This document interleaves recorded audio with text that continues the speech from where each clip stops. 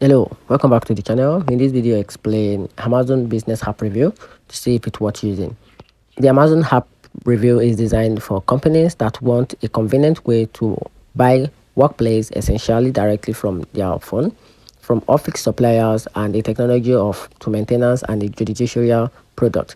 It lets your business consolidate their purchases into a single platform, but a pricing with a business only discounts, approve orders, track deliveries, and manage payment.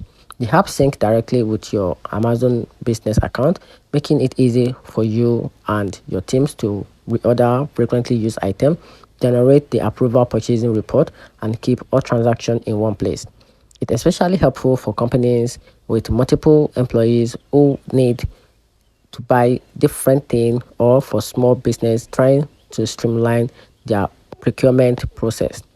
The main appeals to the Amazon Business App is its simplicity, a vast selection, and a pricing benefit for businesses. It serves you from navigating multiple suppliers and negotiating pricing individually. Everything is available under a single account, often with exclusive discount and a flexible delivery option. However, it's not without a drawback. Some business find it hard to control spending when multiple employees have purchasing power.